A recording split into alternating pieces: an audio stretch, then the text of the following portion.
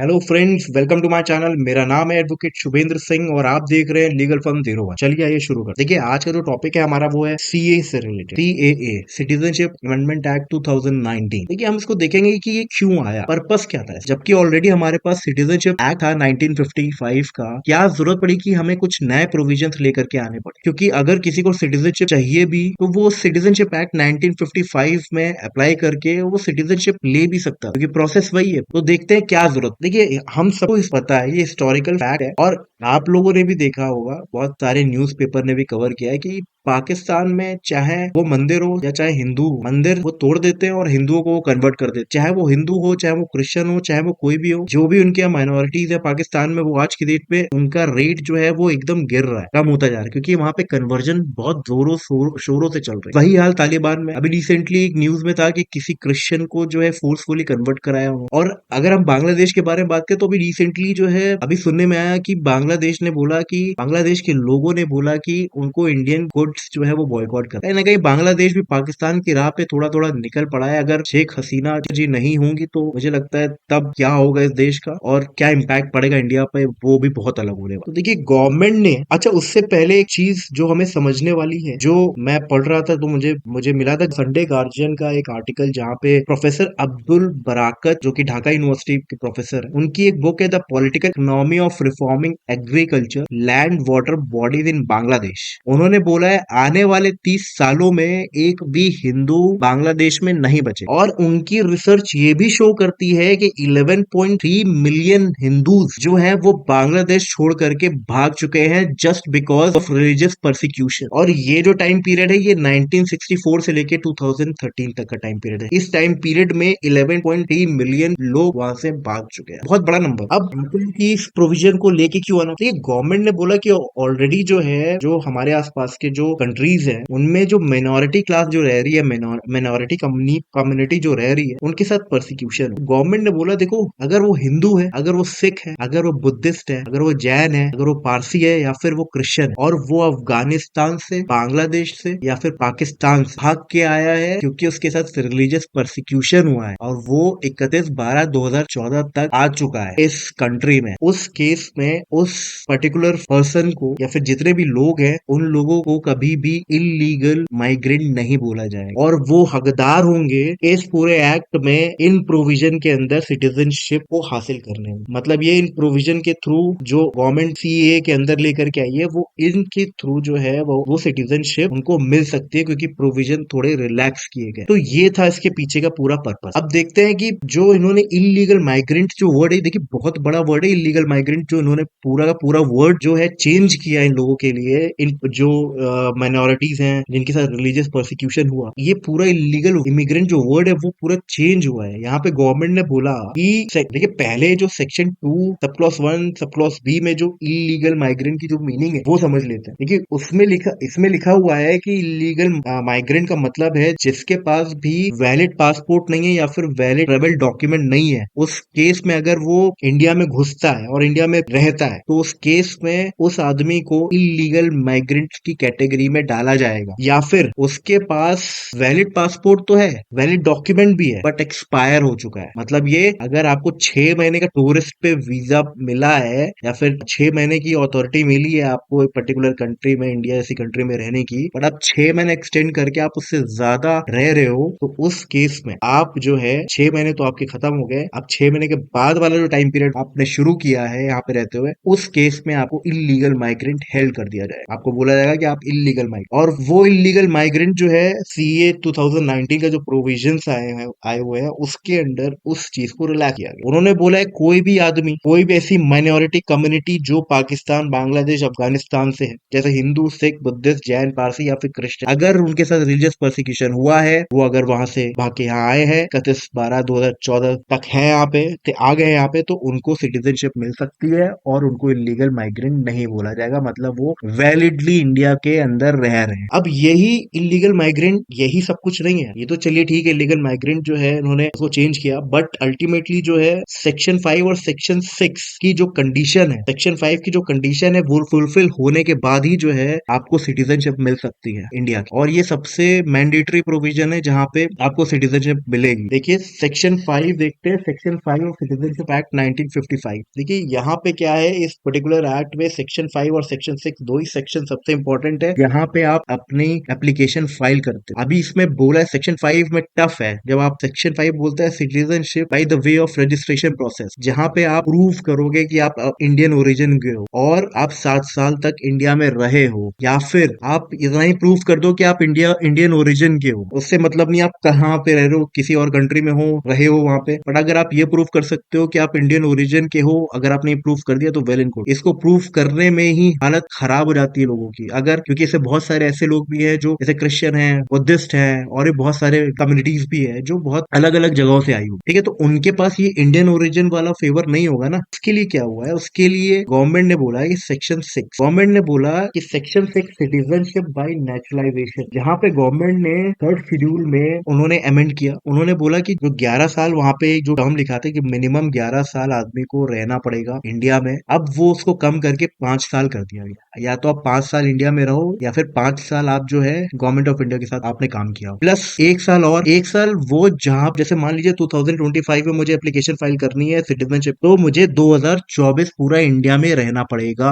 आप ये नहीं कर सकते, उसके प्रोसेस नहीं कर सकते। जैसे मान लो कि 2025 में एप्लीकेशन फाइल करना है और आप यहाँ से 3 महीने के लिए चले गए लंदन, तो इस केस में सिनेरियो है ये, आप इसमें सिटीजनशिप अप्लाई नहीं कर पाओगे फिर, क्योंकि इसका जो प्रोविजन जो है वो ये मैंडेटरी कि आपको वो पूरा 1 साल आपको रहना ही रहना है इंडिया के अंदर, उसके बाद ही आप फाइल कर सकते हो। तो मतलब 5+1 6 ईयर्स, बस 6 साल तक अगर आप इंडिया में हो तो आप जो है फाइल कर सकते हो सिटीजनशिप सेक्शन के अंदर, citizenship by the way of naturalisation. तो अब देखते हैं कि ये दोनों चीजें तो चली ठीक है, सेक्शन 5 और सेक्शन 6 हो गया, जहाँ पे रजिस्ट्रेशन प्रोसेस चलता है सिटीजनशिप का, आपको परमिशन मिलती है वहां पे सिटीजन, एक बार परमिशन मिल गई तो आप सिटीजनशिप आपको मिल जाएगी इंडिया की, आपको मान लिया जाएगा आप सिटीजनशिप हो इंडिया सिटीजन हो इंडिया के। अब उनका क्या, जैसे मान लीजिए कि अब इलीगल माइग्रेशन का टाइटल तो हट गया, जिन लोगों के ऊपर केस चल रहा होगा इलीगल माइग्रेशन का, उनका क्या, गवर्नमेंट ने उसमें बोला है कि देखिए सेक्शन 6B में यह बात बोली है कि जिन लोगों के ऊपर इलीगल माइग्रेशन का केस चल रहा है और वो जो है CAA 2019 के प्रोविजन में आते हैं, जो अमेंडमेंट डाली उसमें आते हैं, ठीक है, समझ रहे हैं ना, जैसे वो हिंदू, क्रिश्चियन, सिख, बुद्धिस्ट, पारसी, तो अगर ये सारी कम्युनिटीज है और वो बिलोंग करते हैं वो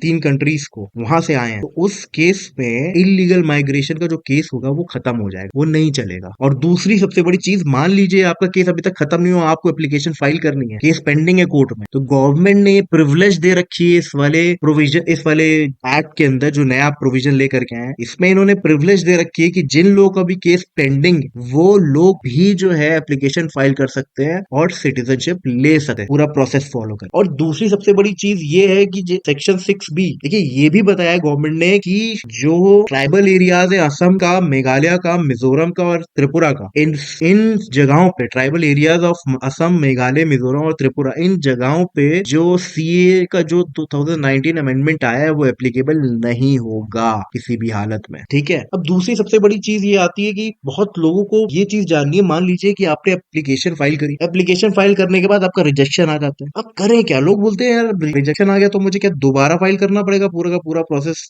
मैं क्या कर सकता हूँ, एलिजिबल हूँ। देखिए पहली चीज तो ये है कि आप रिवीजन और रिव्यू के लिए फाइल कर सकते, गवर्नमेंट ने ऑर्डर पास कर दिया, आपके अगेंस्ट आ गया, आप एग्रीव्ड बन गए, उसमें ऑर्डर अगेंस्ट में आया तो मतलब रिजेक्ट हो गया, तो उस केस में आप रिव्यू कर सकते हो और रिवीजन कर सकते हो, रिक्वेस्ट कर सकते हो गवर्नमेंट, और गवर्नमेंट ने रिव्यू और रिवीजन कर लिया, अपना ऑर्डर भी दे दिया फिर, तो ये समझ लीजिए वो जो ऑर्डर है वो किसी भी कोर्ट ऑफ लॉ में चैलेंज नहीं किया जा सकता, वो फाइनल होगा। हाँ करंटली अभी कोई प्रोविजन नहीं है इसके अंदर कि आप दोबारा जाकर के फ्रेश एप्लीकेशन जो है वो फाइल करें, बट रिसेंटली सुनने में भी ये आ रहा है कि हाँ गवर्नमेंट इसके बारे में सोच रही है और गवर्नमेंट जल्दी ही ऐसा कुछ प्रोविजन लेकर के आएगी जहां पे रीफाइलिंग ऑफ रिजेक्टेड एप्लीकेशन जो है, मतलब आपकी आप दोबारा से फ्रेश फाइल कर सकते हो और दोबारा सिटीजनशिप के लिए फॉर्म अप्लाई कर सकते हो। तो लेट्स सी वो कब तक आता है वो देखेंगे बाद में। अब देखते हैं कि अमेंडमेंट जो पूरा अमेंडमेंट जो हुआ है वो मतलब अच्छा है कैसा है, इसके बारे में थोड़ा जानते हैं। इस अमेंडमेंट के थ्रू को प्रोटेक्शन मिलेगी, जो माइनॉरिटीज कम्युनिटी है प्रोटेक्शन मिलेगी। अब प्रोटेक्शन मिलेगी, अब वो अपना रिलीजन जिस तरीके से भी आगे बढ़ाना चाहे आगे बढ़ाए, अपना जो भी एजुकेशन जैसे भी लेना चाहे वो वैसे ले, अपना जो भी बिजनेस जैसे भी खोलना चाहे वैसे खोले, क्योंकि ये डेमोक्रेटिक कंट्री है, जिसको जो बिजनेस करना वो करे, जिसको जिस जॉब में जाना वो जाए। दूसरा पॉइंट जो इस अमेंडमेंट का एडवांटेज पॉइंट है वो है लीगल रिकग्निशन। जिन लोगों के पास अभी तक कोई रिकग्निशन ही नहीं थी, अब अगर उनको सिटीजनशिप मिल जाती है इस अमेंडमेंट की वजह से, तो उसके बाद उनको सिटीजन बोला जाएगा, इंडियन सिटीजन बोला जाएगा। वो कहीं भी जाएंगे ये बोल सकते हैं कि मैं इंडियन सिटीजन, लीगल रिकग्निशन मिल जाएगी पूरे वर्ल्ड में। उनको राइट टू वोट मिल जाएगा, अब वो अपना रिप्रेजेंटेटिव चुन सकते हैं, उसको वोट कर सकते हैं। अब वो अपने प्राइवेट, चाहे प्राइवेट कंपनी हो चाहे वो सरकारी कंपनी हो, एम्प्लॉयमेंट के लिए फाइल कर सकते हैं। पहले ये होता था यार क्यों पड़े जमले में, अभी पुलिस वेरिफिकेशन होगा तो दिक्कत होगी, पता नहीं फिर क्या प्रॉब्लम आ जाए। बट एक बार अगर सिटीजनशिप मिल गई तो दोनों चीज आराम हो जाएगी, दोनों चीजों के लिए आराम हो जाए, वारे वाह हो जाएंगे, न्यारे न्यारे हो जाएंगे। कॉन्स्टिट्यूशन के अंदर जितने राइट सिटीजन को मिलते हैं वो सारे के सारे जो फाइल करेंगे जिनको सिटीजनशिप मिल गई उनको ही मिलेंगी। और कहीं ना कहीं ये लोग ग्रोथ में जो हमारी इंडियन इकोनॉमी की होगी आगे चल करके, जो चल रही है, कहीं ना कहीं वो पार्टिसिपेट करेंगे और उसको आगे भी बढ़ाएंगे। और आखिरी सबसे बड़ा पॉइंट है ह्यूमैनिटी। देखिए ये कहीं ना कहीं पूरा का पूरा जो अमेंडमेंट है ह्यूमैनिटी पे बेस्ड भी। आप एक चीज देखिए कि 3 कंट्रीज में persecution with respect to religion होता है, तो कहीं ना कहीं कितना डिस्ट्रेस्ड होंगे, डिप्रेस्ड होंगे, परेशान होंगे, फ्यूचर नहीं होगा, एक जो लाइफ थी, जो सोशल कनेक्शन था वो खत्म हो गया, साइकोलॉजिकली भी कहीं ना कोई प्रॉब्लम्स होंगी। तो ऐसे लोगों को इकट्ठा करके उनको सिटीजनशिप देना और इंडिया जैसी डेमोक्रेटिक कंट्री में रहना के लिए ह्यूमैनिटी जैसा ही काम करेगा, और आगे चल के उनको और बूस्ट करेगी वो चीज, और उनकी लाइफ कहीं ना कहीं और बेटर होगी। देखते हैं इसकी डिसएडवांटेजेस क्या क्या। देखिए सबसे बड़ा डिसएडवांटेज जो है वो national security is a significant concern. देखिए सबसे पहली बात तो ये है कि जो भी अगर आप फॉर्म फाइल करवा रहे हो, फॉर्म फाइल करने में अभी रिसेंटली मैंने देखा कि रूल्स पास किए गवर्नमेंट ने कि सीए के रूल्स है, फॉर्म्स है, वो आपको ऑनलाइन फिलअप करने और आपको अपने डॉक्यूमेंट्स लगाने और आपको डिक्लेरेशन साइन कर, फिर वो बाद में वेरिफिकेशन होगा, सारी चीजें वो नो डाउट। बट एक डॉक्यूमेंट के बेसिस पे कितनों को स्क्रूटनाइज करोगे, कितना स्क्रूटनाइज करोगे, बहुत मुश्किल काम। हम देखते हैं आज की डेट में इंडिया में ही बहुत सारे ऐसे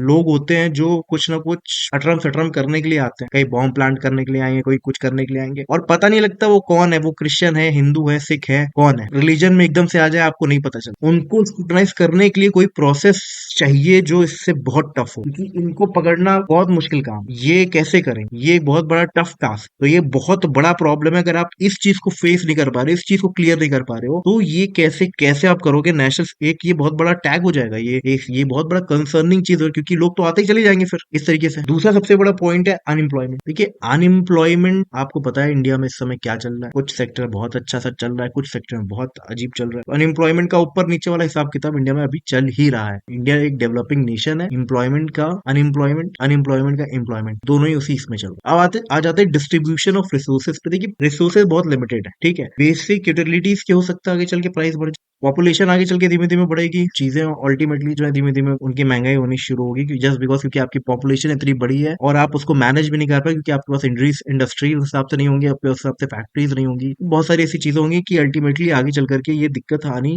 तय है। दूसरा सबसे बड़ी प्रॉब्लम हो सकती है राशन कार्ड। राशन कार्ड वाले, अब देखिए जो लोग बांग्लादेश से यहाँ इंडिया में आए हैं, या फिर पाकिस्तान से, पाकिस्तान के थ्रू बांग्लादेश, बांग्लादेश के थ्रू इंडिया यहाँ से आए, ये लोग की इकोनॉमी तो हमको पता है कि थोड़ा ऊपर नीचे रहती है। अब जो लोग विदाउट पासपोर्ट आए हैं तो आप समझ लियो पैदल चल के आ गए हैं, या फिर तैर के आए, या फिर हवा से आए। तो इन तीनों में से अगर दो भी आए हैं और उसमें उनके पास पैसे नहीं है और बस आ गए हैं, तो वो हमारे लिए तो लाइबिलिटी है ना, उनके पास पैसे तो नहीं है, और अल्टीमेटली आपको उनको राशन कार्ड देना पड़ेगा। अब उसमें से उनको भी देना होगा, अब देखते हैं उसको कैसे वो रिसोर्स जो है डिस्ट्रीब्यूट करता है गवर्नमेंट, ये बड़ी चीज होगी। इतना इतना रेशियो, उतना ग्रेन्स, इतनी सारी चीजें जो है किस हिसाब से मैनेज करना भी बहुत बड़ा टास्क होता है, वो भी देखते हैं। अब पॉपुलेशन इतनी अगर बढ़ती चलेगी बढ़ती चलेगी बढ़ती चलेगी, तो इलेक्ट्रिसिटी गैस के प्राइस बढ़ना तय है, ये तो सीधी सी बात, बिजली और गैस तो जानी जानी है। तो मुझे लगता है ये कुछ जो डिसएडवांटेजेस पॉइंट थे वो मैंने नोट किया, तो मुझे लगता था। दूसरी सबसे बड़ी चीज, क्या ये जो अमेंडमेंट है ये बस एक वोट बैंक पॉलिटिक्स है? देखिए अगर ये 2019 में इसको इंट्रोड्यूस भी किया, सब कुछ किया, तो मैं ये कह सकता हूँ कि इनकी एजेंडा में था हमेशा। हाँ ये अभी